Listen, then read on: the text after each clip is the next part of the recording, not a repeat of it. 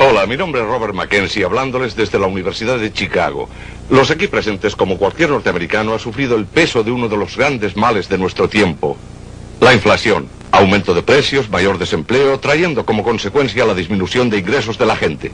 Ninguno de nosotros es ajeno a este problema. Milton Friedman lo ha estudiado por muchos años y está convencido que conoce la cura. Lo que veremos ahora.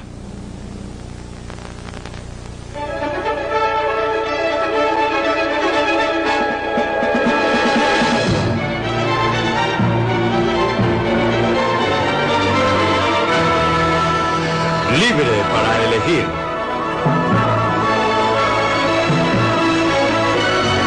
Una opinión personal de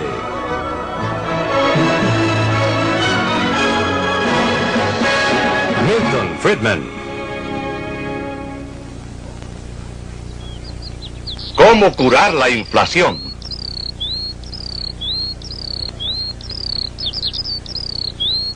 La Sierra Nevada de California, 10.000 pies sobre el nivel del mar. En invierno, las temperaturas bajan a 40 grados bajo cero.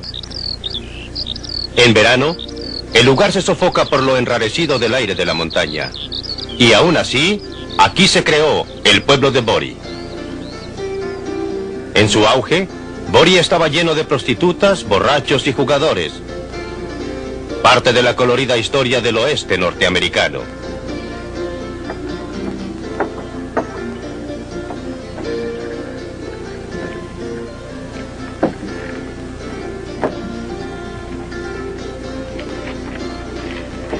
Hace un siglo, este era un pueblo de 10.000 habitantes.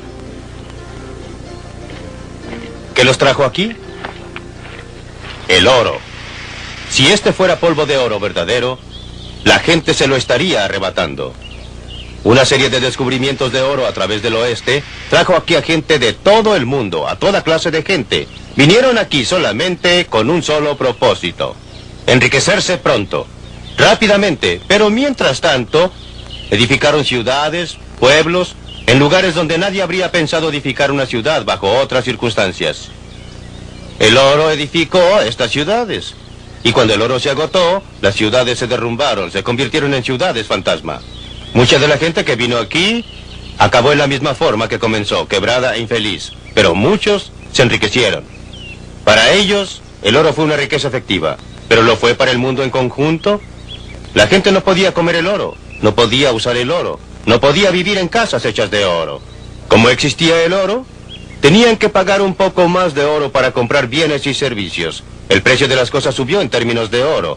Todo subió a un costo tremendo, sacrificando vidas. La gente extrajo el oro de las entrañas de la tierra.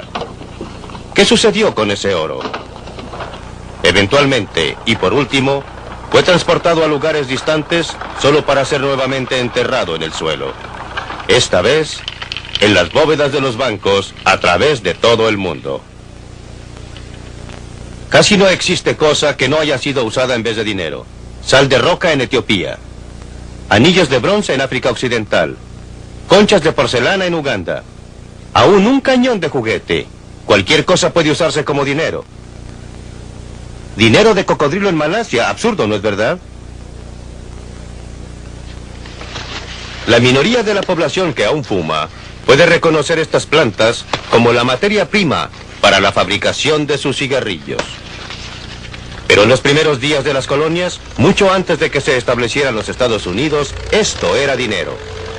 Era el dinero ordinario en Virginia, Maryland y las Carolinas. Era usado para toda clase de cosas. La legislatura votó que podía usarse legalmente para pagar impuestos.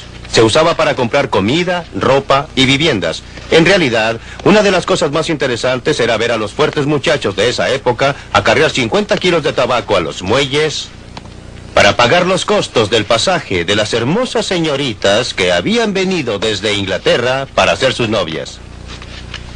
Y ya usted sabe bien cómo es el dinero. Tiene tendencias a crecer, a que se reproduzca más y más, y eso fue lo que ocurrió con este tabaco.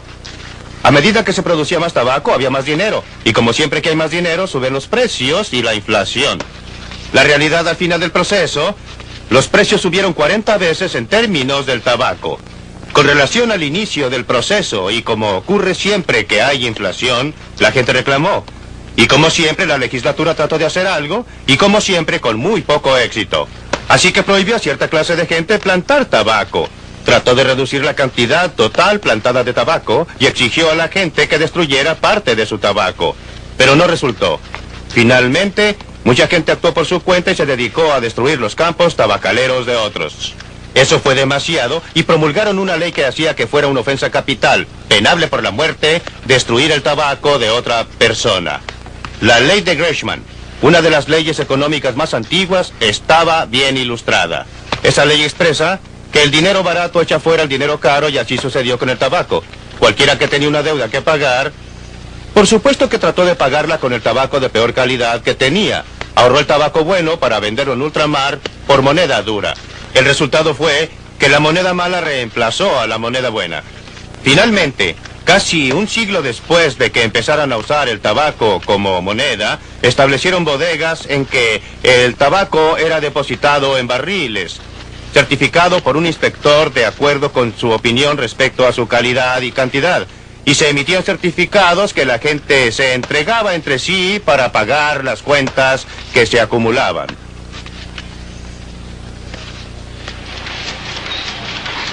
Estos pedazos de papel verde impresos son las contrapartidas actuales de aquellos certificados de tabaco, excepto que no tienen relación con ningún producto. En este programa, quiero llevarlos a Gran Bretaña para que vean cómo la inflación debilita la estructura social. Luego a Tokio, donde los japoneses tuvieron el valor de curar la inflación. A Berlín, donde hay una lección que debemos aprender de los alemanes occidentales sobre en qué forma las llamadas curas son a veces peores que la enfermedad. Y a Washington, donde nuestro gobierno hace trabajar tiempo extra a estas máquinas. Y les voy a mostrar cómo puede curarse la inflación.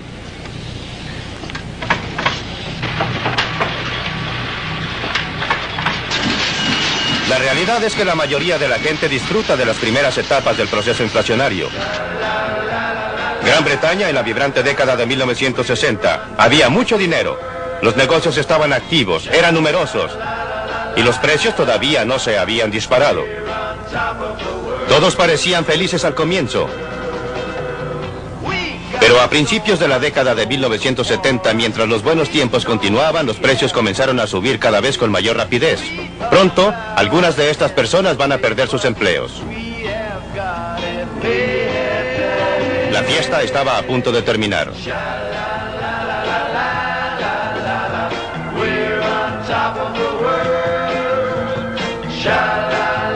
La historia es muy similar en los Estados Unidos, solo que el proceso comenzó un poco después. Hemos tenido un partido inflacionario después de otro y parece que no podemos evitarlo. ¿Cómo puede ser? Antes de cada elección les gustaría a nuestros representantes que pensáramos que vamos a obtener una rebaja de impuestos. Y son capaces de hacerlo. Pero al mismo tiempo subiendo nuestros impuestos con un poco de magia que tienen en su caja de herramientas. Esa magia es la inflación. Ellos reducen las tasas impositivas, pero los impuestos que tenemos que pagar suben porque automáticamente son empujados a escalas más altas por la inflación efectiva. Un truco hábil. Tributación sin representación. Mientras más trabajo, parece que más me quitan. Sé que si trabajo 1 o 2 días extra, lo que sacan solo en impuesto a la renta federal es casi el doble, porque aparentemente lo coloca usted en una escala superior de impuesto y le quita más. Robert Crawford vive con su esposa y sus 3 hijos en un suburbio de Pittsburgh. Son una familia norteamericana bastante típica. No azotes la puerta, Daphne. Muy bien. Muy ¿Qué estás bien. haciendo? Preparo tu platillo favorito. Fuimos a casa de los Crawford después que él había dedicado un par de días a preparar sus impuestos anuales a la renta, federales y estatales. Para nuestro beneficio, trató de calcular todos los otros impuestos que también había pagado. Al final no descubrió mucho que pueda sorprender a cualquier persona. La inflación está subiendo. Todo está más caro. No importa lo que usted haga. Tan pronto como usted sale de la casa, todo sube. Las cuentas de petróleo también suben. Las cuentas de electricidad, la gasolina. Mire, usted puede nombrar 1000 cosas que están subiendo. Casi todo está llegando hasta las nubes. Su comida. Bueno, mire usted, mi mujer va al almacén. Vivíamos con 60 o 50 dólares cada 2 semanas para nuestros alimentos básicos. Ahora es 80 o 90 dólares cada 2 semanas. Las cosas están más allá de nuestro alcance con relación a los gastos de la vida. Como le decía, cada mes se está poniendo más difícil y parece que cada vez va a estar peor. Y quién sabe dónde va a terminar. Al final resulta que he pagado cerca de $6,000 de mis ganancias en impuestos. Lo cual me deja con un total de $12,000 para vivir. Eso puede parecer mucho dinero, pero hace 5 o 6 años yo estaba ganando $12,000. ¿En qué forma la tributación sin representación afecta en realidad? ¿Cuánto le queda a la familia Crawford para gastar después que ha pagado sus impuestos a la renta? En 1972, Bob Crawford ganaba $12,000. Parte de este ingreso estaba exento de impuestos a la renta. Después de pagar el impuesto a la renta sobre el resto, le quedó esto para gastar. 6 años más tarde, estaba ganando $18,000 al año. En 1978 la cantidad exenta de impuestos era mayor, pero ahora estaba en una escala tributaria superior y por eso sus impuestos subieron en un porcentaje mayor que su ingreso. Sin embargo, esos dólares no valían tanto. Aún sus salarios, sin considerar su renta después de impuestos, habían quedado atrás con respecto a la inflación. Su poder adquisitivo era menor que antes. Esto es la tributación sin representación en la práctica. Algunos de ustedes, hermanos, que están sentados aquí hoy, estaban con nosotros. Y me gustaría que meditaran acerca... Existen muchas víctimas propiciatorias tradicionales a las que se culpa por la inflación. ¿Cuántas veces han oído que los sindicatos tienen la culpa por pedir aumentos en los salarios? Los trabajadores, por supuesto, no están de acuerdo. Pero muchachos, esto no es cierto. Esto es un subterfugio, esto es un mito. Sus tasas de salario no están creando inflación. Y tiene razón. Los salarios mayores son más bien un resultado de la inflación que una causa de ella. Los economistas de este país... En realidad, la impresión de que los sindicatos causan la inflación se deriva parcialmente porque los salarios sindicales reaccionan lentamente con la inflación y luego existe presión para ponerse al día. Sobre una base de día a día, tratando de representar a nuestros propios miembros, lo que en realidad no es el caso. No solo no nos podemos poner al día, ni siquiera podemos mantener una tasa de salarios consecuente con el costo de la vida que ha subido en este país.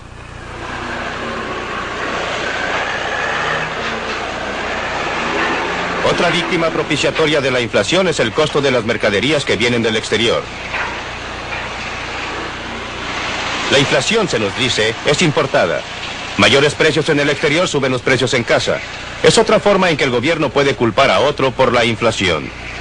Pero este argumento también está equivocado. Los precios de las importaciones en los países de que provienen no son en términos de dólares, son en términos de liras o yens u otras monedas extranjeras. Lo que ocurre a los precios en dólares depende de los tipos de cambio que a su vez reflejan la inflación en los Estados Unidos. A partir de 1973, algunos gobiernos han tenido una estupenda excusa culpando a los árabes de la inflación. Pero si los altos precios del petróleo fueran la causa de la inflación, ¿cómo es que la inflación ha sido inferior aquí en Alemania? Un país que debe importar cada gota de petróleo y gasolina que usa en los caminos y en la industria, que por ejemplo en los Estados Unidos, que produce la mitad de su propio petróleo. Japón no posee ningún petróleo en absoluto. Sin embargo, en la misma época en que los árabes estaban cuadruplicando los precios del petróleo, los japoneses estaban reduciendo la inflación del 30 a menos del 5% anual. La falacia es confundir los precios en particular, como el precio del petróleo, con los precios en general. En casa, el presidente Nixon lo comprendió diciendo: aquí está lo que no haré. No conduciré a esta nación a lo largo del camino de controles de salarios y precios, sin importar lo políticamente provechoso que pueda parecer. Los controles y el racionamiento pueden parecer un camino fácil, pero en realidad son un medio fácil para mayores problemas, como la explosión que se produce cuando usted trata de poner una tapa a una corriente de vapor que sube sin bajar el fuego bajo la olla. Los controles de salarios y precios solo posponen un día el ajuste de cuentas y al hacerlo privan a cada americano de una parte muy importante de su libertad. Pero escuche esto. Ha llegado el momento para una acción decisiva. La acción que quebrará el círculo vicioso de precios y costos en espiral. Hoy día estoy ordenando un congelamiento de todos los precios y salarios a través de los Estados Unidos por un periodo de 90 días. Además solicito a las corporaciones que extiendan la congelación de salarios y precios a todos los dividendos. Muchos líderes políticos se han visto tentados para recurrir a controles de salarios y precios a pesar de su repetido fracaso en la práctica. Nunca parecen aprender respecto a esta materia, pero pueden aprenderse algunas lecciones, como lo que ocurrió al primer ministro británico James Callaghan, quien finalmente descubrió que el mito económico era muy diferente, que estaba equivocado. E informó al respecto a la conferencia del Partido Laborista en 1976. Pensábamos que se puede salir de una recesión gastando y aumentando el empleo, reduciendo los impuestos y aumentando los gastos gubernamentales. Les digo con todo candor que esa opción no existe. Solo funcionó en cada ocasión a partir de la guerra, inyectando una mayor dosis de inflación a la economía, seguida por un mayor nivel de desempleo como el siguiente paso. Esa es la historia de los últimos 20 años. Pero una cosa es decirlo. Un motivo por que la inflación hace tanto daño es porque afecta a grupos diferentes en diferente forma. Algunos se benefician y por supuesto lo atribuyen a su propia habilidad. Algunos sufren y por supuesto lo atribuyen a las malas acciones de otra gente y a todas las medidas que adopte el gobierno, especialmente controles de salarios y precios. Los recolectores de basura en Londres se sintieron justamente agraviados porque no se había permitido que sus salarios se mantuvieran de acuerdo con el costo de la vida. Iniciaron una huelga, afectando no a la gente que impuso los controles, sino a sus amigos y vecinos que tuvieron que vivir con montones crecientes de basura infestada de ratones. Los trabajadores de hospital se sentían justificadamente agraviados porque no se había permitido que sus salarios se mantuvieran de acuerdo con el costo de la vida. E hicieron la huelga, dañando no a la gente que impuso el control, pero a los pacientes cancerosos que fueron echados de los hospitales. Los trabajadores actuaron como un grupo en una forma en que jamás habrían actuado como individuos. Un grupo se opone a otro grupo y se rompe la trama social produciendo cicatrices que demorarán varias décadas en curarse. Y todo sin ningún sentido, pues los controles de salarios y precios, lejos de ser una cura de la inflación, solo consiguen que ésta empeore. En la historia de nuestros líderes políticos hay un ejemplo vívido de cómo la ruina económica puede agrandarse por esos controles. Y una demostración clásica de qué hacer cuando suceda. Alemania 1945, un país devastado, una nación derrotada en la guerra. El nuevo cuerpo gubernativo era la Comisión de Control Aliada, representando a los Estados Unidos, Gran Bretaña, Francia y la Unión Soviética. Impusieron controles estrictos sobre prácticamente cada aspecto de la vida, incluyendo salarios y precios. Junto con los efectos de la guerra, los resultados fueron trágicos. El orden económico básico del país comenzó a desmoronarse. El dinero perdió su valor y la gente volvió al trueque primitivo. Usaron cámaras, plumas de escribir, whisky o cigarrillos como dinero. Esto fue hace menos de 40 años.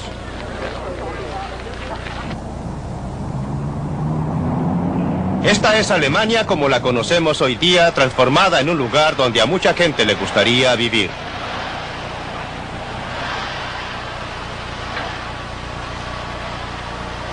¿Cómo lograron su recuperación milagrosa? ¿Qué sabían ellos que nosotros desconocemos? Una mañana temprano de domingo, era el 20 de junio de 1948, el ministro de Economía alemán, Ludwig Erhard, un economista profesional, simultáneamente introdujo una nueva moneda, el marco alemán de hoy día, y de un golpe eliminó casi todos los controles de precios y salarios. ¿Por qué lo hizo una mañana de domingo?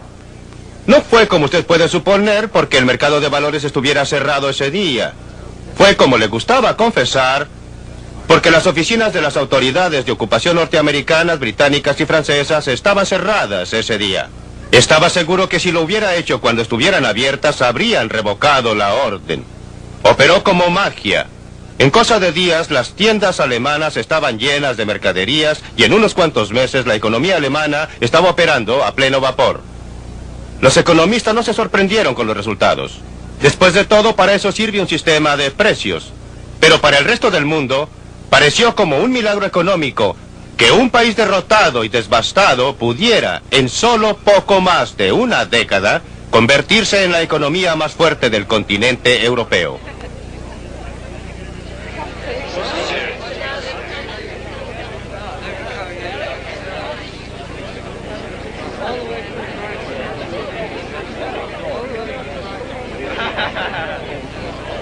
En un sentido, esta ciudad, Berlín Occidental, es algo así como una singular probeta económica colocada, como lo está, profundamente en la Alemania Oriental comunista.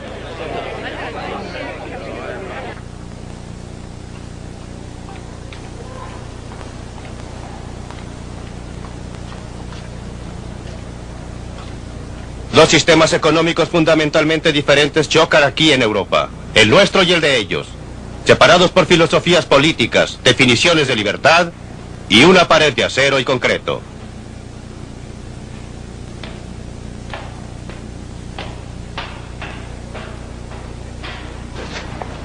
Está usted sabiendo del sector norteamericano.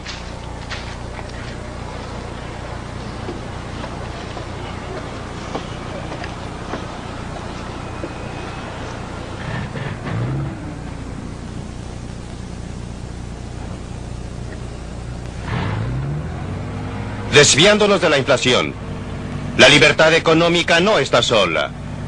Es parte de un orden más amplio.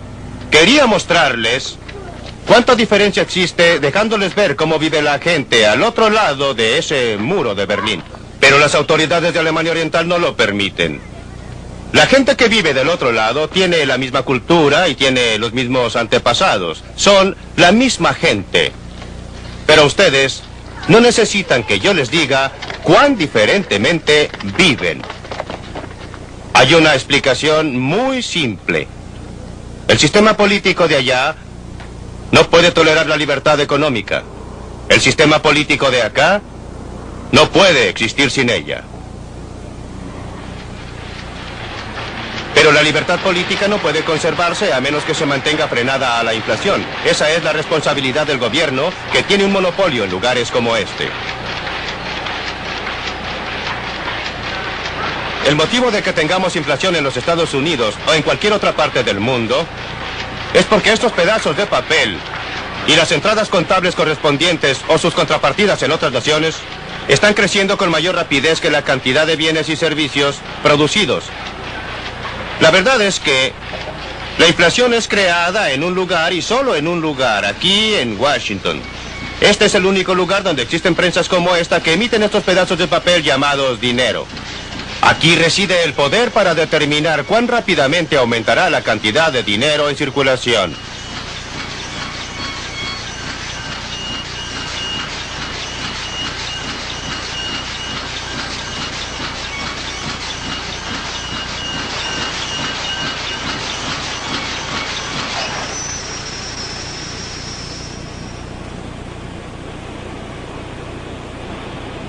¿Qué sucedió con todo ese ruido? Eso es lo que ocurriría con la inflación si no dejáramos que la cantidad de dinero creciera tan rápidamente. Esta no es una idea nueva, no es una cura nueva, no es un problema nuevo, ha sucedido una y otra vez en la historia. A veces la inflación ha sido curada en esta forma, a propósito. A veces ha ocurrido por accidente. Durante la Guerra Civil, el norte, que entró tarde a la contienda, se apoderó de un lugar en el sur que era donde estaban instaladas las prensas impresoras, que era donde se emitían estos pedazos de papel. Antes de eso, el sur había tenido una inflación muy rápida. Si mi memoria no falla, algo así como un 4% mensual. La Confederación tardó un poco más de 2 semanas en encontrar un lugar donde pudiera instalar sus prensas y hacerlas funcionar nuevamente. Durante ese periodo de 2 semanas, la inflación se detuvo. Después del periodo de 2 semanas, cuando las prensas nuevamente comenzaron a funcionar, la inflación recomenzó. Es tan simple como eso, es tan obvio como eso. Más recientemente existe otro ejemplo dramático del único modo eficaz para tratar a la inflación. En 1973, las amas de casa japonesas que iban al mercado se enfrentaban con un hecho desagradable. El dinero en sus carteras parecía estar perdiendo su valor. Los precios estaban comenzando a elevarse a medida que la tremenda historia de la inflación nuevamente comenzaba a desarrollarse. El gobierno japonés sabía qué hacer. Lo que es más, estaba preparado para hacerlo. Cuando todo terminó, los economistas pudieron registrar con toda precisión lo que había ocurrido. En 1971, la cantidad de dinero comenzó a crecer con mayor rapidez. Como siempre sucede, la inflación no fue afectada por un tiempo, pero a fines de 1972 comenzó a responder. A principios de 1973 el gobierno reaccionó, comenzó a reducir el crecimiento monetario, pero la inflación continuó creciendo durante un tiempo. La reacción diferida hizo que 1973 fuera un año de recesión muy duro. La inflación solo se detuvo cuando el gobierno demostró su determinación de mantener controlado el crecimiento monetario. Demoró 5 años para extraer a la inflación del sistema. El Japón había logrado una estabilidad relativa. Desgraciadamente, no hay manera de evitar el difícil camino que debieron seguir los japoneses antes de lograr tanto una inflación baja como una sana economía. Primero tuvieron que vivir una recesión hasta que un lento crecimiento monetario tuvo su efecto diferido sobre la inflación. La inflación es igual al alcoholismo. En ambos casos, cuando usted comienza a beber o cuando usted comienza a imprimir demasiado dinero, los efectos buenos vienen primero y los efectos malos llegan más tarde. Por eso en ambos casos existe una fuerte tentación a exagerarlo, beber demasiado e imprimir demasiado dinero. Cuando llega la cura es todo lo contrario. Cuando usted deja de beber o cuando usted deja de imprimir dinero, los malos efectos llegan primero y los buenos efectos llegan más tarde. Por eso es tan difícil persistir con la cura. En los Estados Unidos, 4 veces en los 20 años posteriores a 1957 iniciamos la cura. Pero en cada ocasión no tuvimos voluntad para continuarla. Como resultado, hemos tenido solo los malos efectos y ninguno de los buenos efectos. El Japón, por otra parte, adhiriendo una política de retardar las prensas impresoras durante 5 años, fue en 1978 capaz de cosechar todos los beneficios, baja inflación y una recuperación en la economía. Pero no existe nada especial respecto al Japón. Cada país que tenga el valor de persistir en una política de crecimiento monetario lento ha sido capaz de curar la inflación y al mismo tiempo de lograr una economía que sea sana. Libre para elegir. Aquí, en la Biblioteca Harper de la Universidad de Chicago, nuestras distinguidas visitas también tienen sus propias ideas. Unámonos a ellos. Si usted puede controlar el suministro de dinero, ciertamente puede reducir y controlar la tasa de inflación. Yo diría que es un poco más fácil escribir la receta que cumplirla. Creo que existen algunos otros medios de hacerlo y relacionaría el abastecimiento de dinero porque la inflación está relacionada con el dinero y los bienes y servicios que debe cubrir el dinero. Y si usted puede estimular los bienes en la producción de bienes y servicios, eso ayuda. Es un poco más difícil controlar el abastecimiento de dinero, aunque yo creo que eso puede lograrse. Sin decir que usted debe controlarlo porque tenemos el crecimiento de las tarjetas de crédito, que es una forma de dinero, y que fue creada por el sistema de libre empresa. Como ve, no todo se imprime en Washington. Puede parecer demasiado a la defensiva. Creo que usted tiene razón al decir que la base de la inflación está en Washington, Milton. Señor Martin, nadie ha soportado más ataques que usted en 17 años como jefe del Banco de Reserva. ¿Podría comentarlo para luego seguir con el grupo? Querrá decir 19 años. No estaría aquí si no fuera por Milton Friedman porque él nos visitaba y nos aconsejaba de tiempo en tiempo. Nunca siguió mis consejos. Les advierto que va a ser entrevista más adelante. Estoy bastante contento de no haber seguido sus consejos. Todo el tiempo.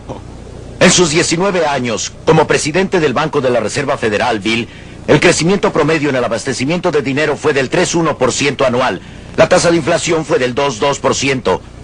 Después que usted se fue, el abastecimiento de dinero se ha duplicado. La tasa promedio de inflación es superior al 7% y, por supuesto, en tiempos recientes, el abastecimiento de dinero ha estado creciendo en 2 dígitos, lo mismo que nuestra tasa de inflación. En primer lugar, quiero confirmar 2 hechos que destacaron notoriamente en la película del profesor Friedman, es decir, que la base del buen éxito relativo de Alemania Occidental fueron en realidad 2 eventos. Uno, el establecimiento de una moneda nueva y sólida que tratamos de mantener sana a continuación. Y en segundo lugar, el salto de la noche a la mañana a una economía de mercado libre sin ningún control de precios y salarios. Esos son los 2 hechos fundamentales.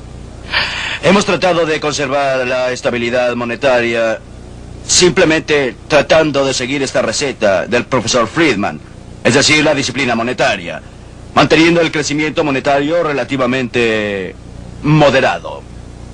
Sin embargo, debo decirles que no es tan fácil como parece.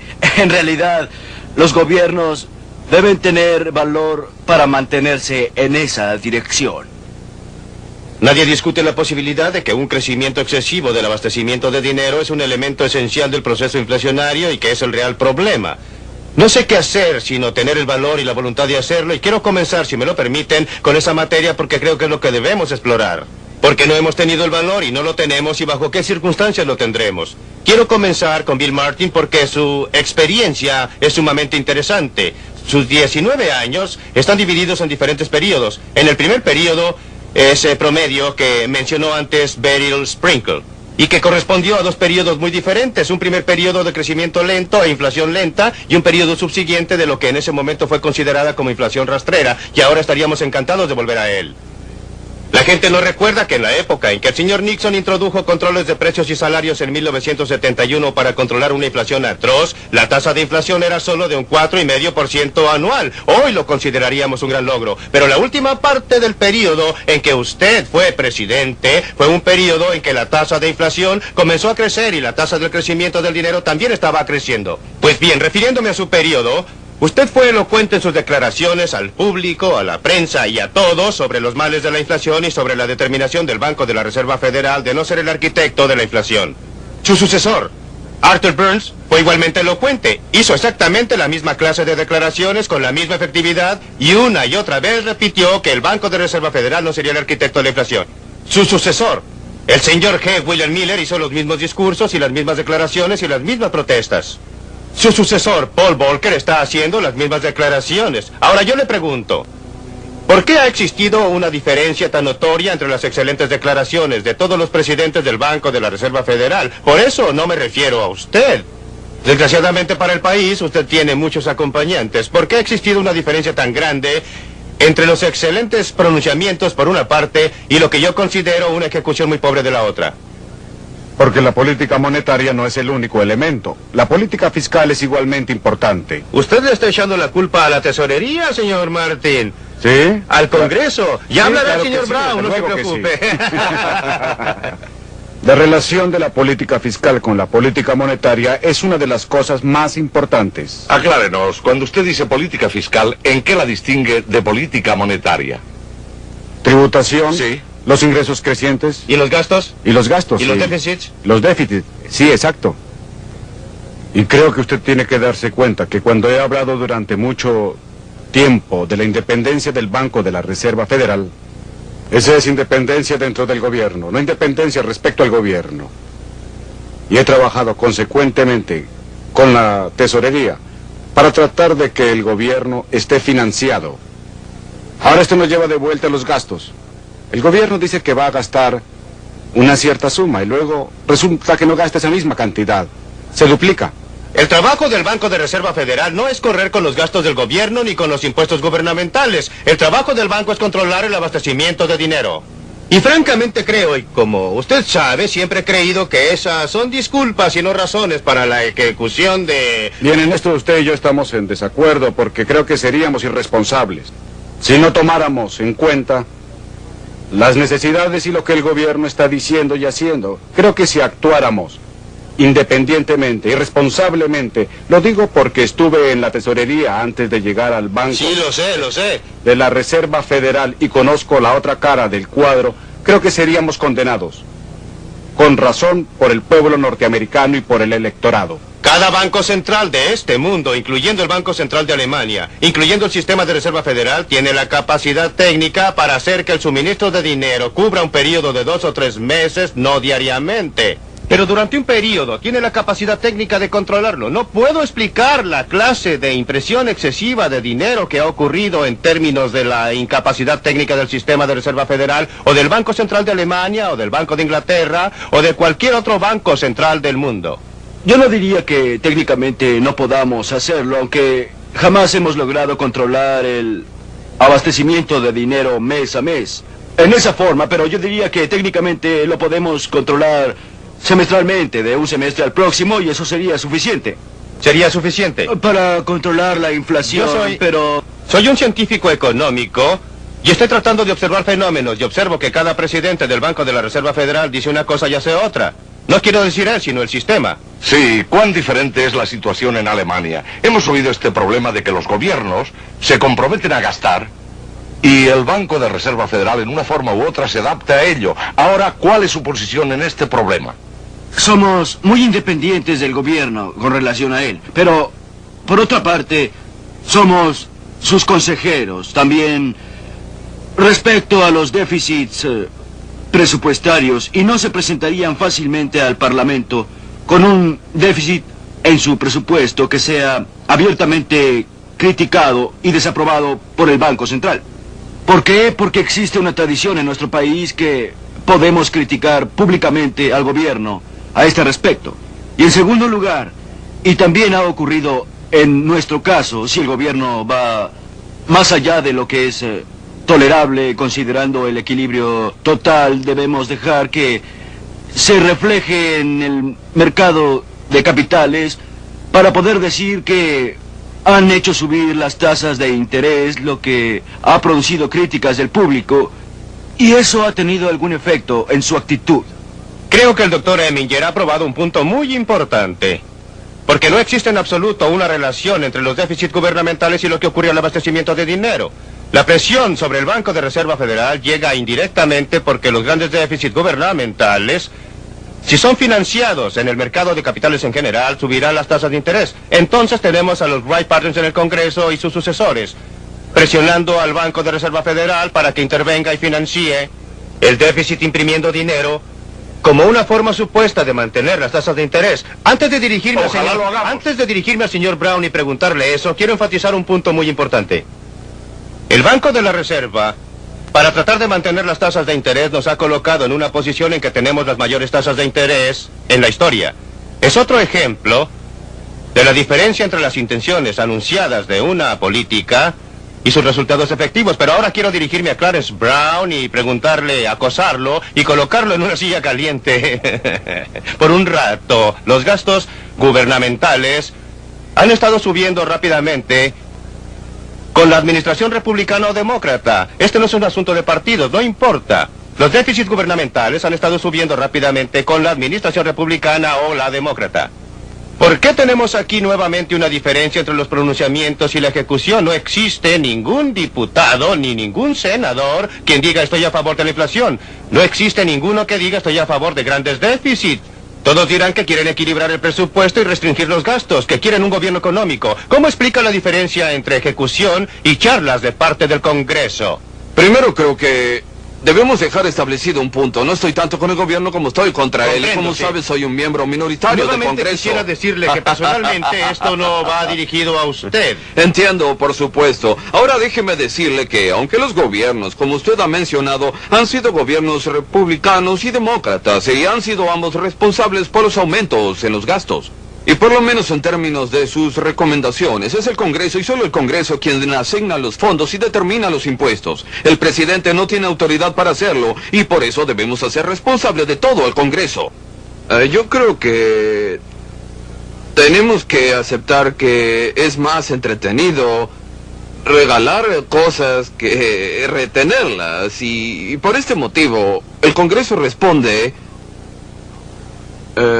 a una petición general que dice: quiero que usted elimine el programa de todos, menos aquel en que estoy especialmente interesado.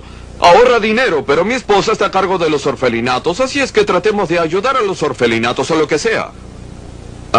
Déjeme tratar de probar un punto, si puedo, respecto a lo que creo que es una nueva tendencia que se está produciendo en el Congreso. Y es que la inflación, como mal nacional, está comenzando a tener un impacto en la psicología política de muchos norteamericanos. Los alemanes, los japoneses y otros tuvieron esta terrible inflación posterior a la guerra. Y los alemanes la han sufrido 2 veces, después de la Primera y Segunda Guerra Mundial. Y es parte de su psicosis nacional, pero nosotros estamos afectados por la depresión.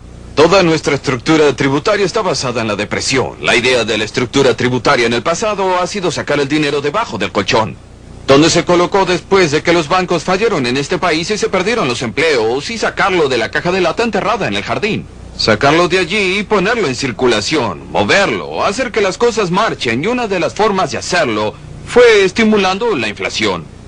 Porque si lo guardan, el dinero se depreciará, y la otra forma fue quitárselo a la gente por los impuestos y dejar que el gobierno lo gaste. Pero existe una reacción contra esto. Y la gente está comenzando a decir: no estamos sufriendo tanto como sucedía con la depresión, ahora estamos sufriendo la inflación. Y nos gustaría que la controlara. Eso se puede hacer en otra forma y sin reducir radicalmente el suministro del dinero. Pero creo que el Comité Económico Conjunto ha recomendado que lo hagamos gradualmente. Pero la forma en que se puede hacer es reduciendo los impuestos y el impacto del gobierno, es decir, el peso del gobierno, y aumentando los ahorros privados, de modo que los ahorros privados financien parte de la deuda que usted tiene. No existe ningún modo de hacerlo sin reducir, en mi opinión, la tasa del crecimiento monetario y reconociendo los hechos aún cuando no debería ser así. Me pregunto si se puede reducir la tasa del crecimiento monetario a menos que el Congreso en realidad reduzca los gastos del gobierno como también los impuestos gubernamentales. Es que radica el problema, que cada vez que usamos la administración de acuerdo a la demanda, nos encontramos en una especie de situación de doncella de hierro. Nos inclinamos hacia aquí y uno de los clavos nos desgarra aquí. Nos torcemos para ese otro lado y un clavo nos engancha allá. Y cada recesión ha tenido mayores tasas básicas de desempleo que la anterior en los últimos años. Y cada inflación ha tenido una inflación mayor. Tenemos que quitarle esa gran tendencia que hay en la sociedad. Sería justo decir que una diferencia fundamental es que los alemanes tienen miedo de un regreso a la inflación. Después de haber sufrido la experiencia horrorosa, especialmente entre las guerras, hay tendencia a temer que la recesión se convierta en depresión. Creo que hay algo de verdad en eso, y en particular en Alemania. El gobierno tendría mucho que temer en sus perspectivas electorales si enfrentara un periodo de elección con una alta tasa de inflación. Pero existe otra diferencia importante. Parece que tememos más al desempleo que a la Usted inflación. teme al desempleo, pero nosotros también. Tememos igualmente a la inflación, pero hay otra diferencia. Es decir, una vez que se ha entrado a esa gradual inflación, cada vez la meseta es más alta. Es extremadamente difícil salir de ella. Deben tratar de evitarlo, pero este es un consejo muy barato que les doy porque ya la estamos sufriendo. Pero nosotros, durante los últimos 15, 20 años, siempre hemos estudiado las experiencias y nos hemos dicho que jamás debemos caer en este círculo vicioso. Una vez que esto sucede, demora mucho tiempo salir. Eso es lo que estoy predicando ahora, que debemos evitarlo a cualquier costo. No debemos caer nuevamente en este círculo vicioso como sucedió en 1973 y 74. Nos demoramos 4 años. 4 años en salir de allí, aunque solo teníamos una inflación del 8%. 4 años para llegar al 3%. De modo que Eso creo es que así. existe la cuestión si acaso se puede hacer algo en forma gradual durante muchos años. O si se necesita un tratamiento de shock. La película dice que los japoneses se demoraron, ¿cuánto? 4 años, 5 años. Pero una de mis preocupaciones más grandes es que todavía no hemos sufrido mucho. La mayoría de las naciones que finalmente han logrado que su inflación... Bien, no estoy postulando a un cargo público, Clarence. La mayoría de los países que finalmente controlaron su inflación tenían una inflación del 20 al 30% o peor. En Alemania fue mucho peor. Y el público lo apoyó. Vivimos en una democracia. Y tenemos grupos de electores que ganan con la inflación. Observe a la gente que es dueña de bienes raíces, les ha ido muy bien. ¿Sí? ¿Y sabe cómo podremos lograrlo sin sufrir aún más? Dudo mucho que tengamos buen éxito. La pregunta es, ¿quiénes son los electores que se han beneficiado más con la inflación? No hay duda, son los dueños de las casas, pero también los congresistas, quienes han votado por mayores gastos sin tener que votar por mayores impuestos. En realidad, el Congreso en realidad ha votado por la inflación. Pero nunca ha quedado registrado este hecho de ningún congresista. Los empleados civiles del gobierno son quienes tienen sus propios sueldos clasificados y esto está relacionado con la inflación. Tienen un beneficio de jubilación, una pensión de jubilación relacionada con la inflación. Una gran parte de ellos también tiene derecho a la seguridad social que está ligada a la inflación. De modo que los beneficia los contratos laborales que están clasificados y muchos de los precios que están ligados pero la única cosa que está ligada a la inflación, y aquí quiero volver atrás y preguntar por qué el Congreso ha sido tan malo en esta área, son nuestros impuestos. Ha sido imposible lograr que el Congreso coloque un índice al sistema tributario de modo que no tenga el presente efecto. En cada 1% de aumento, la inflación empuja a la gente a tramos superiores y la fuerza a pagar mayores impuestos.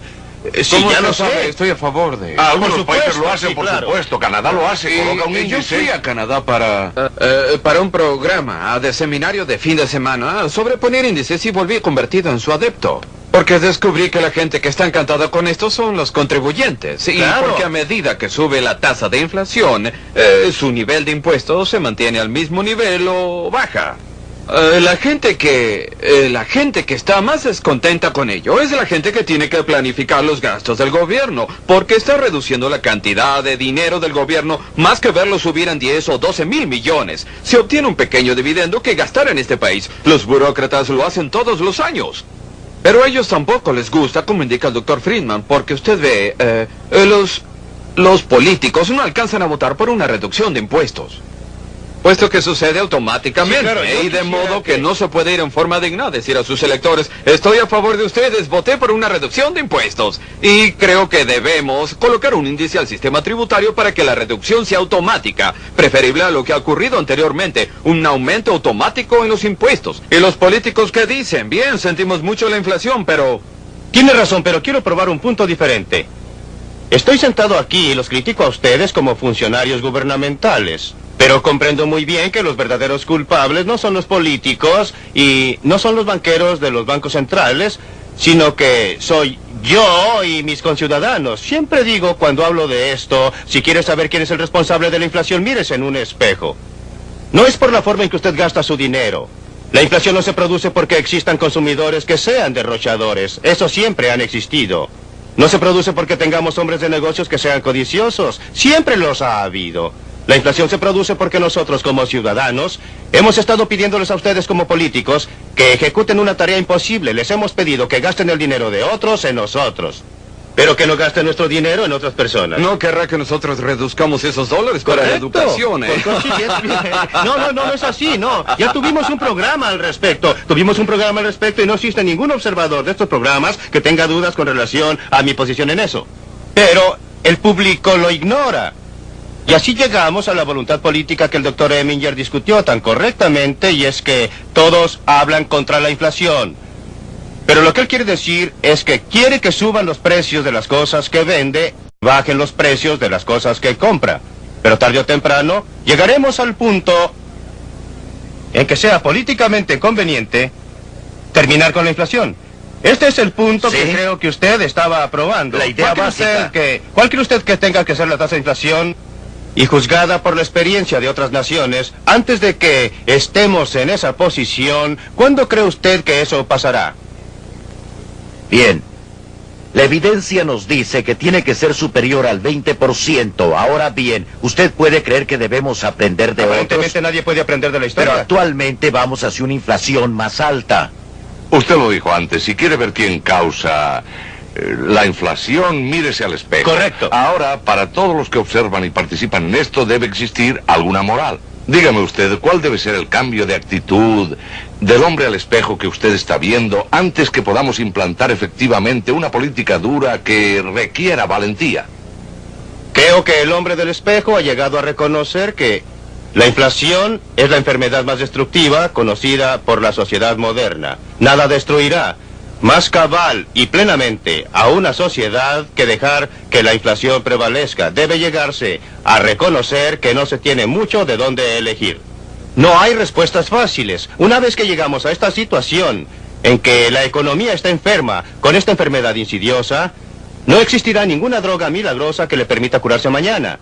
Las únicas alternativas son: debo sufrir un periodo durante 4 o 5 años de desempleo relativamente alto, crecimiento relativamente bajo, o trato de rechazarlo, sacando un poco más del pelo del perro que me mordió y evadirlo a costa de un desempleo aún mayor, como dijo Clarence Brown antes.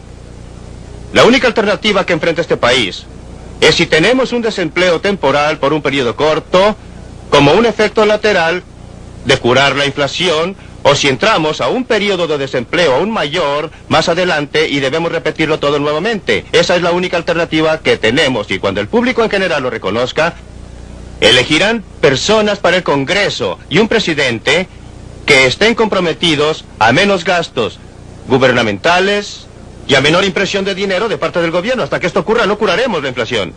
Doctor, déjeme diferir de usted en este sentido.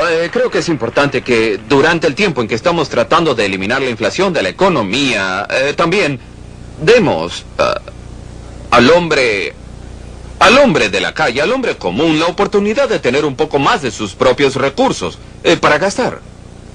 Y si usted puede reducir sus impuestos en ese momento y luego reduce al gobierno durante el proceso, le da su dinero para gastar en vez de entregar todo ese dinero al gobierno. Y si usted reduce sus impuestos para tratar de estimularlo a que ponga ese dinero en una cuenta de ahorros, puede estimular los ahorros adicionales en sentido privado para financiar la deuda que tiene que mantener. Y también puede alentar el estímulo del crecimiento de la sociedad, que es la inversión en mejoras del capital, y de modernizar las industrias, y logrará que los Estados Unidos sean mucho más competitivos con los otros países, y podamos tratar de hacerlo sin tanto desempleo penoso, tanto como podamos. ¿No cree que tiene mérito? Usted sabe que estoy totalmente a favor de reducir los gastos gubernamentales y estoy totalmente a favor de librarnos del reglamento gubernamental que reduce la productividad y altera la inversión. Pero Pero si lo hacemos, podemos reducir en parte los impuestos. debemos, pero usted está introduciendo algo que ha confundido al pueblo norteamericano, y es la confusión entre gastar e impuestos. El verdadero impuesto al pueblo norteamericano no es lo que usted llama impuestos, son los gastos totales. Si el Congreso gasta 50,000 millones de dólares más de lo que entra, si el gobierno gasta todo ese dinero, ¿quién cree usted que lo está pagando? Por supuesto. Los árabes no lo están pagando. Santa Claus no lo está pagando. Un hada no lo está pagando. Usted y yo, como contribuyentes, lo estamos pagando indirectamente a través de la tributación oculta. Su punto de vista. Y por eso el punto crucial es reducir los gastos totales del gobierno desde el punto de vista de la inflación, desde el punto de vista de la productividad. Algunas de las otras medidas de que usted estaba hablando son mucho más importantes. Pero si usted afirma que la inflación y los impuestos son parte integrantes de la misma cosa, y si usted reduce los gastos... No son parte integrante. Si usted reduce los gastos, le quita dinero en una u otra forma al ciudadano promedio para financiar el Absolutamente. crecimiento del gobierno. Así si es. reduce el tamaño del gobierno, entonces puede reducir tanto su inflación como sus impuestos. Es verdad. Y si usted... Totalmente a favor. Muy bien. Todo Pero lo que si estoy usted, diciendo es que no se engañe creyendo que existe algún modo menos doloroso de hacerlo, porque no existe. Otra forma es la productividad. Si usted aumenta la producción, el impacto de la inflación es menor, porque hay más bienes buscando... De acuerdo, pero hay que tener sentido de las proporciones. Desde el punto de vista de la renta del pueblo norteamericano, nada es más importante que aumentar la productividad, pero desde el punto de vista de la inflación, no es igual. Sería un milagro si pudiéramos aumentar nuestra productividad de 3 a 5% anualmente. Esta Sí, reduciría la eso no inflación en un sucederá de la 2%. mañana a la noche, pero es parte de eliminar la inflación a largo plazo. Solo existe una forma de aliviar, en mi opinión, solo existe una forma de aliviar los dolores y curar la inflación. Y esa forma no está disponible. Consiste en hacer creer al público norteamericano que en realidad van a seguir la política que dicen que van a seguir. Desgraciadamente no veo ningún modo de lograrlo. Ese es exactamente el punto que quiero ilustrar con nuestra propia experiencia. También tuvimos que eliminar la inflación. Y existió un periodo penoso de 1 año y medio. Pero después tuvimos una reducción continua en la tasa de inflación con un lento movimiento de alza en la economía a partir de 1975. Año con año, la inflación disminuyó y tuvimos una tasa de crecimiento moderado que nos ha llevado a un pleno empleo. Eso es. De modo que se puede acortar este periodo solo con esta credibilidad y también por un consenso que debe tener con los sindicatos comerciales, con toda la población, que reconozcan esa política y también participen en ella. Entonces los dolores serán menores. Usted ve que en nuestro caso las expectativas son que la inflación va a empeorar porque siempre ha sucedido así. Esto significa que debemos desanimar esas expectativas en una forma muy dolorosa. Y es probable que no se demore más, por lo menos la primera vez. Pero nuestro problema real no ha sido que no hemos tratado. Hemos tratado y hemos bajado la inflación. Nuestro problema real es que no continuáramos. Y entonces hay que hacerlo todo de nuevo. Aceptaría que la psicología tiene un papel muy grande, quizá el mayor. Pero creo en realidad que si los ahorros privados son estimulados por su sistema tributario, en vez de ser desalentados por el mismo, y se puede financiar parte de la deuda pública con ahorros privados en vez de contar con la inflación. Y el resultado será aliviar, hasta cierto punto, el dolor de ese gran desempleo que usted parece sugerir que es la única forma de poder tratar el problema. La charla está bien, pero el problema es que es usada para evadir el punto clave. ¿Cómo convencer al público que en realidad va a mantener una política? Lo hemos intentado 4 veces y 4 veces nos hemos detenido antes de terminar la carrera. Doctor Friedman. Hasta aquí esta noche, y no se pierdan el último programa de esta serie la próxima semana. Desde la Biblioteca Harper, adiós.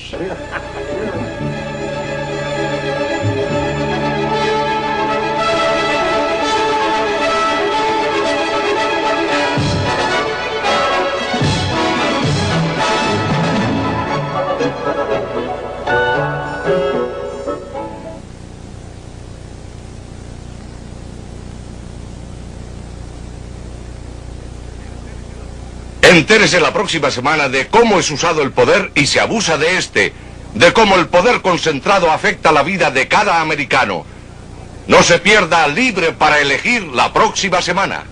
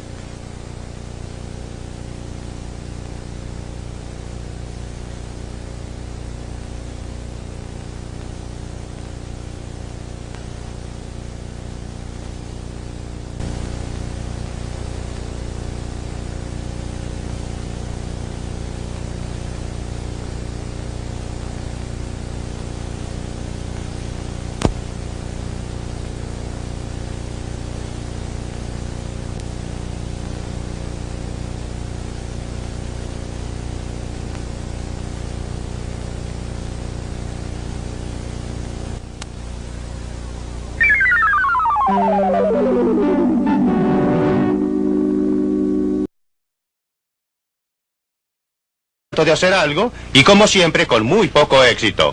Así que prohibió a cierta clase de gente plantar tabaco. Trató de reducir la cantidad total plantada de tabaco y exigió a la gente que destruyera parte de su tabaco. Pero no resultó. Finalmente, mucha gente actuó por su cuenta y se dedicó a destruir los campos tabacaleros de otros. Eso fue demasiado y promulgaron una ley que hacía que fuera una ofensa capital, penable por la muerte, destruir el tabaco de otra persona. La ley de Gresham, una de las leyes económicas más antiguas, estaba bien ilustrada. Esa ley expresa que el dinero barato echa fuera el dinero caro y así sucedió con el tabaco. Cualquiera que tenía una deuda que pagar, por supuesto que trató de pagarla con el tabaco de peor calidad que tenía. Ahorró el tabaco bueno para venderlo en ultramar por moneda dura. El resultado fue que la moneda mala reemplazó a la moneda buena. Finalmente, casi un siglo después de que empezaran a usar el tabaco como moneda, establecieron bodegas en que el tabaco era depositado en barriles, certificado por un inspector de acuerdo con su opinión respecto a su calidad y cantidad. Y se emitían certificados que la gente se entregaba entre sí para pagar las cuentas que se acumulaban.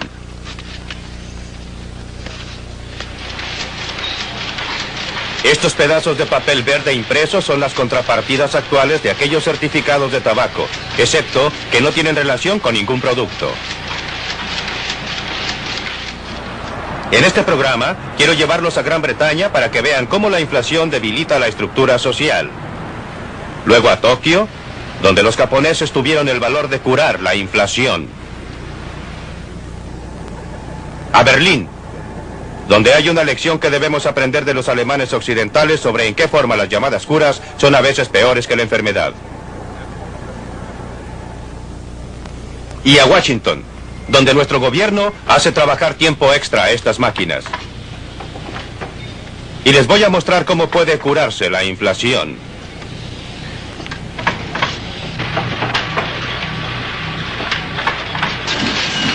La realidad es que la mayoría de la gente disfruta de las primeras etapas del proceso inflacionario. Gran Bretaña en la vibrante década de 1960. Había mucho dinero. Los negocios estaban activos, eran numerosos. Y los precios todavía no se habían disparado. Todos parecían felices al comienzo. Pero a principios de la década de 1970, mientras los buenos tiempos continuaban, los precios comenzaron a subir cada vez con mayor rapidez. Pronto, algunas de estas personas van a perder sus empleos. La fiesta estaba a punto de terminar.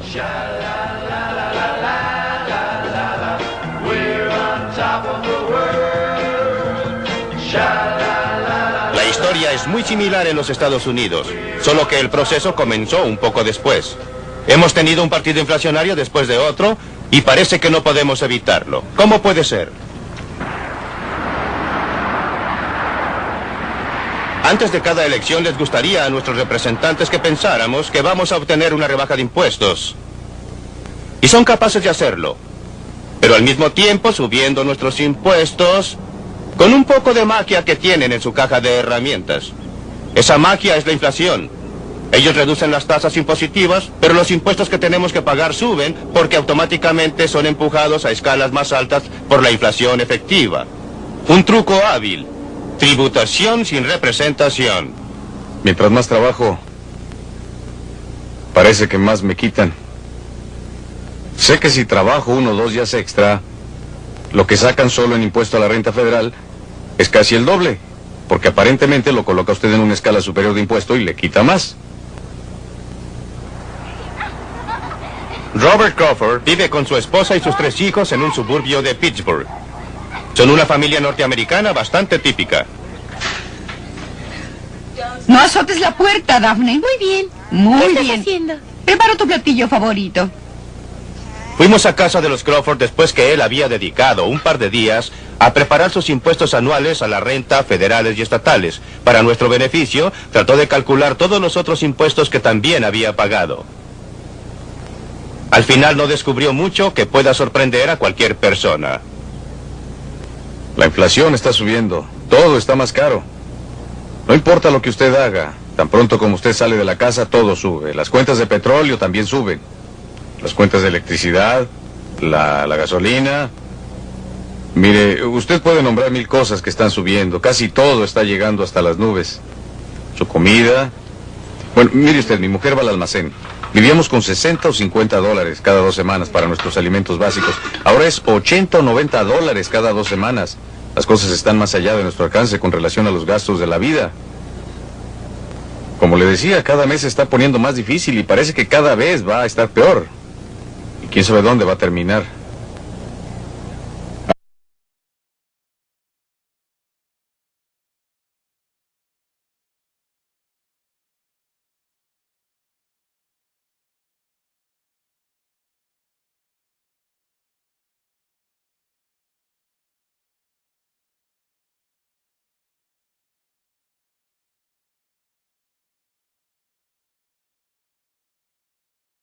Hola, mi nombre es Robert Mackenzie, hablándoles desde la Universidad de Chicago.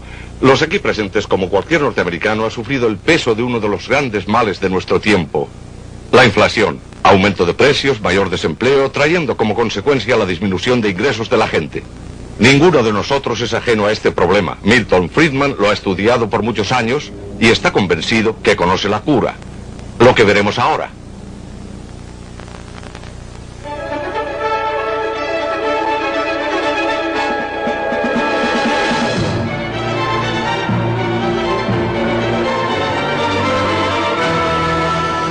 Libre para elegir.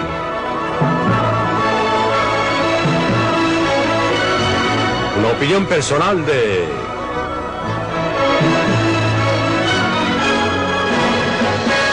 Milton Friedman. ¿Cómo curar la inflación?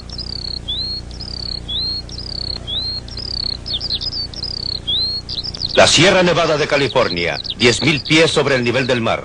En invierno, las temperaturas bajan a 40 grados bajo cero. En verano, el lugar se sofoca por lo enrarecido del aire de la montaña. Y aún así, aquí se creó el pueblo de Bori. En su auge, Bori estaba lleno de prostitutas, borrachos y jugadores. Parte de la colorida historia del oeste norteamericano.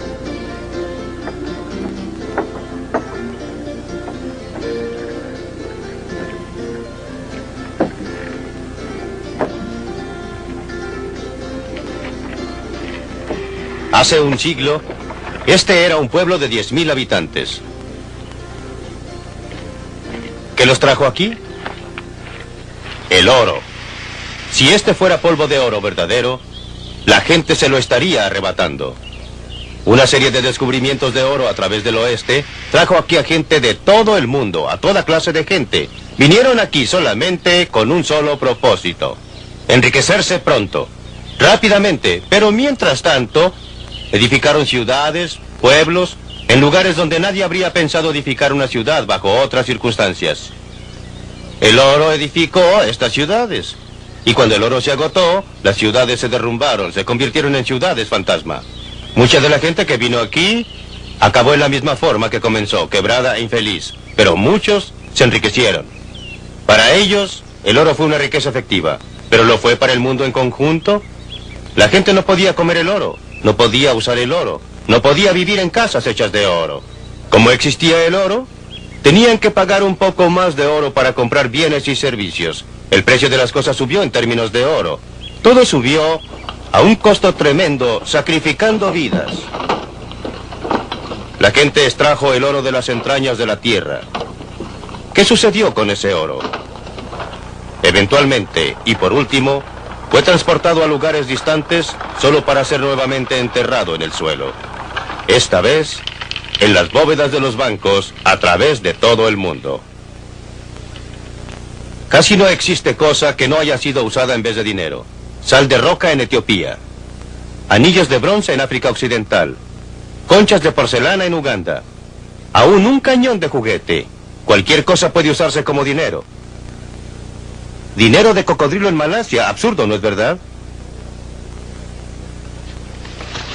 La minoría de la población que aún fuma puede reconocer estas plantas como la materia prima para la fabricación de sus cigarrillos. Pero en los primeros días de las colonias, mucho antes de que se establecieran los Estados Unidos, esto era dinero. Era el dinero ordinario en Virginia, Maryland y las Carolinas. Era usado para toda clase de cosas. La legislatura votó que podía usarse legalmente para pagar impuestos. Se usaba para comprar comida, ropa y viviendas. En realidad, una de las cosas más interesantes era ver a los fuertes muchachos de esa época acarrear 50 kilos de tabaco a los muelles para pagar los costos del pasaje de las hermosas señoritas que habían venido desde Inglaterra para ser sus novias. Y ya usted sabe bien cómo es el dinero. Tiene tendencias a crecer, a que se reproduzca más y más, y eso fue lo que ocurrió con este tabaco. A medida que se producía más tabaco, había más dinero. Y como siempre que hay más dinero, suben los precios y la inflación. La realidad al final del proceso, los precios subieron 40 veces en términos del tabaco. Con relación al inicio del proceso, y como ocurre siempre que hay inflación, la gente reclamó. Y como siempre, la legislatura trató e informó al respecto a la conferencia del Partido Laborista en 1976. Pensábamos que se puede salir de una recesión gastando y aumentando el empleo, reduciendo los impuestos y aumentando los gastos gubernamentales. Les digo con todo candor que esa opción no existe. Solo funcionó en cada ocasión a partir de la guerra, inyectando una mayor dosis de inflación a la economía, seguida por un mayor nivel de desempleo como el siguiente paso. Esa es la historia de los últimos 20 años. Pero una cosa es decirlo. Un motivo por que la inflación hace tanto daño es porque afecta a grupos diferentes en diferente forma. Algunos se benefician y por supuesto lo atribuyen a su propia habilidad. Algunos sufren y por supuesto lo atribuyen a las malas acciones de otra gente y a todas las medidas que adopte el gobierno, especialmente controles de salarios y precios. Los recolectores de basura en Londres se sintieron justamente agraviados porque no se había permitido que sus salarios se mantuvieran de acuerdo con el costo de la vida. Iniciaron una huelga, afectando no a la gente que impuso los controles, sino a sus amigos y vecinos que tuvieron que vivir con montones crecientes de basura infestada de ratones. Los trabajadores de hospital se sentían justificadamente agraviados porque no se había permitido que sus salarios se mantuvieran de acuerdo con el costo de la vida. E hicieron la huelga, dañando no a la gente que impuso el control, pero a los pacientes cancerosos que fueron echados de los hospitales. Los trabajadores actuaron como un grupo en una forma en que jamás habrían actuado como individuos. Un grupo se opone a otro grupo. Y se rompe la trama social produciendo cicatrices que demorarán varias décadas en curarse. Y todo sin ningún sentido, pues los controles de salarios y precios, lejos de ser una cura de la inflación, solo consiguen que ésta empeore. En la historia de nuestros líderes políticos hay un ejemplo vívido de cómo la ruina económica puede agrandarse por esos controles. Y una demostración clásica de qué hacer cuando suceda. Alemania 1945, un país devastado, una nación derrotada en la guerra. El nuevo cuerpo gubernativo era la Comisión de Control Aliada, representando a los Estados Unidos, Gran Bretaña, Francia y la Unión Soviética. Impusieron controles estrictos sobre prácticamente cada aspecto de la vida, incluyendo salarios y precios. Junto con los efectos de la guerra, los resultados fueron trágicos. El orden económico básico del país comenzó a desmoronarse. El dinero perdió su valor y la gente volvió al trueque primitivo. Usaron cámaras, plumas de escribir, whisky o cigarrillos como dinero. Esto fue hace menos de 40 años.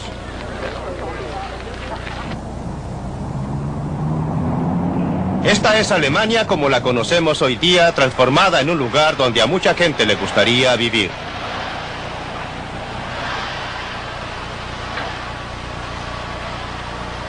¿Cómo lograron su recuperación milagrosa? ¿Qué sabían ellos que nosotros desconocemos?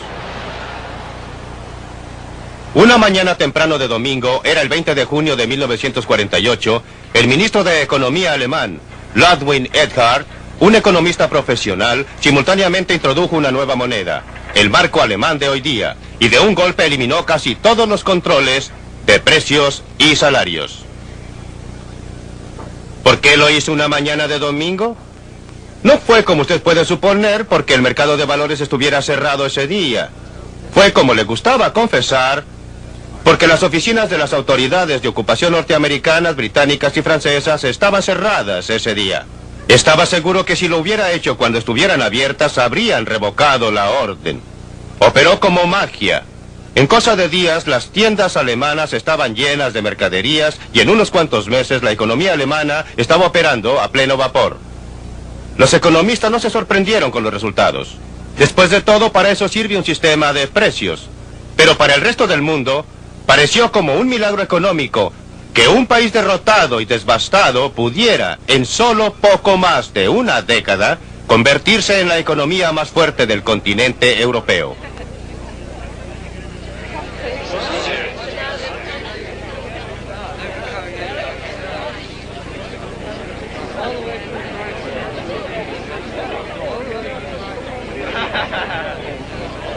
En un sentido, esta ciudad, Berlín Occidental, es algo así como una singular probeta económica colocada, como lo está, profundamente en Alemania Oriental comunista.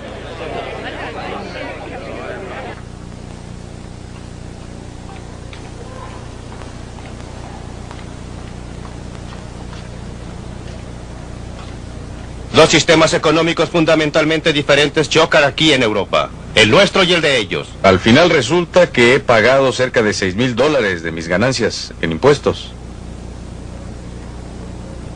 Lo cual me deja con un total de $12,000 para vivir. Eso puede parecer mucho dinero, pero hace 5 o 6 años yo estaba ganando $12,000. ¿En qué forma la tributación sin representación afecta en realidad? ¿Cuánto le queda a la familia Crawford para gastar después que ha pagado sus impuestos a la renta? En 1972, Bob Crawford ganaba $12,000. Parte de este ingreso estaba exento de impuestos a la renta. Después de pagar el impuesto a la renta sobre el resto, le quedó esto para gastar. 6 años más tarde, estaba ganando $18,000 al año. En 1978 la cantidad exenta de impuestos era mayor, pero ahora estaba en una escala tributaria superior y por eso sus impuestos subieron en un porcentaje mayor que su ingreso. Sin embargo, esos dólares no valían tanto. Aún sus salarios, sin considerar su renta después de impuestos, habían quedado atrás con respecto a la inflación. Su poder adquisitivo era menor que antes. Esto es la tributación sin representación en la práctica. Algunos de ustedes, hermanos, que están sentados aquí hoy, estaban con nosotros. Y me gustaría que meditaran acerca... Existen muchas víctimas propiciatorias tradicionales a las que se culpa por la inflación. ¿Cuántas veces han oído que los sindicatos tienen la culpa por pedir aumentos en los salarios? Los trabajadores, por supuesto, no están de acuerdo. Pero muchachos, esto no es cierto. Esto es un subterfugio, esto es un mito. Sus tasas de salario no están creando inflación. Y tiene razón. Los salarios mayores son más bien un resultado de la inflación que una causa de ella. Los economistas de este país. En realidad, la impresión de que los sindicatos causan la inflación se deriva parcialmente porque los salarios sindicales reaccionan lentamente con la inflación. Y luego existe presión para ponerse al día. Sobre una base de día a día, tratando de representar a nuestros propios miembros, lo que en realidad no es el caso. No solo no nos podemos poner al día, ni siquiera podemos mantener una tasa de salarios consecuente con el costo de la vida que ha subido en este país.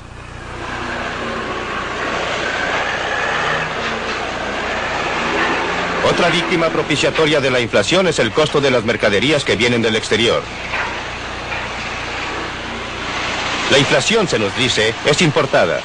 Mayores precios en el exterior suben los precios en casa. Es otra forma en que el gobierno puede culpar a otro por la inflación. Pero este argumento también está equivocado. Los precios de las importaciones en los países de que provienen no son en términos de dólares, son en términos de liras o yens u otras monedas extranjeras.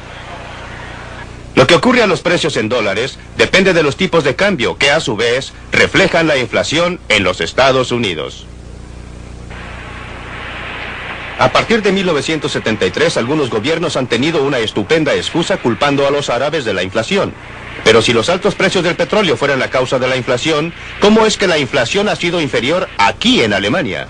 Un país que debe importar cada gota de petróleo y gasolina que usa en los caminos y en la industria, que por ejemplo, en los Estados Unidos que produce la mitad de su propio petróleo.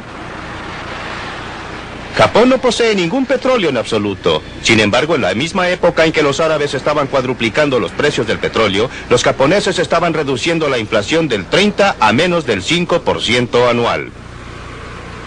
La falacia es confundir los precios en particular, como el precio del petróleo con los precios en general. En casa, el presidente Nixon lo comprendió diciendo: aquí está lo que no haré. No conduciré a esta nación a lo largo del camino de controles de salarios y precios, sin importar lo políticamente provechoso que pueda parecer. Los controles y el racionamiento pueden parecer un camino fácil, pero en realidad son un medio fácil para mayores problemas, como la explosión que se produce cuando usted trata de poner una tapa a una corriente de vapor que sube sin bajar el fuego bajo la olla. Los controles de salarios y precios solo posponen un día el ajuste de cuentas y al hacerlo privan a cada americano de una parte muy importante de su libertad. Pero escuche esto. Ha llegado el momento para una acción decisiva.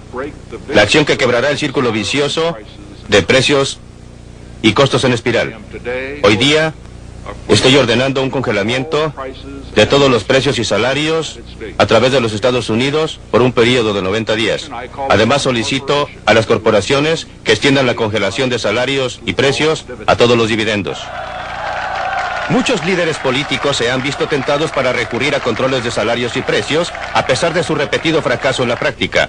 Nunca parecen aprender respecto a esta materia, pero pueden aprenderse algunas lecciones, como lo que ocurrió al primer ministro británico James Callaghan, quien finalmente descubrió que el mito económico era muy diferente, que estaba equivocado.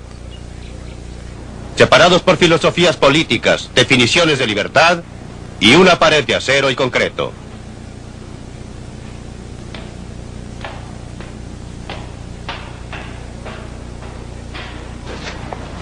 Está usted saliendo del sector norteamericano.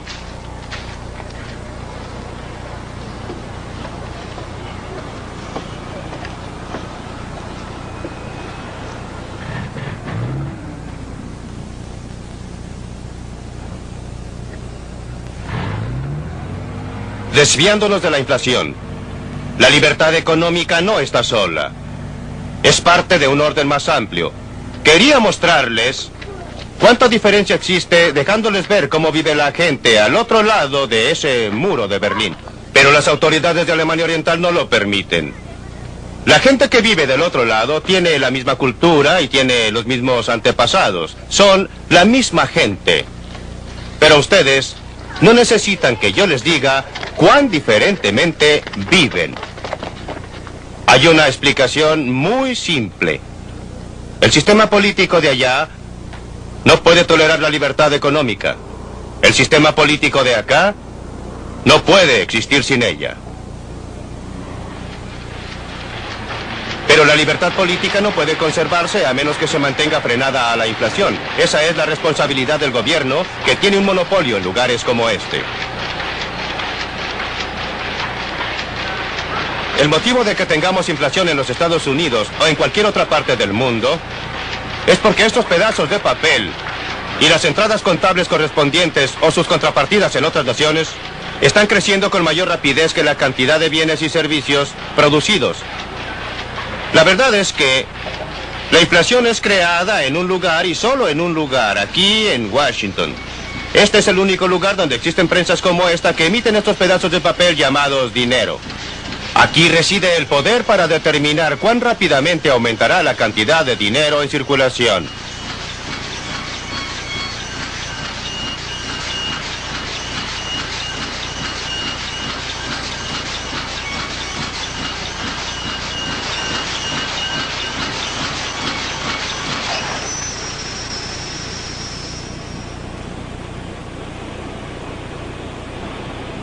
¿Qué sucedió con todo ese ruido?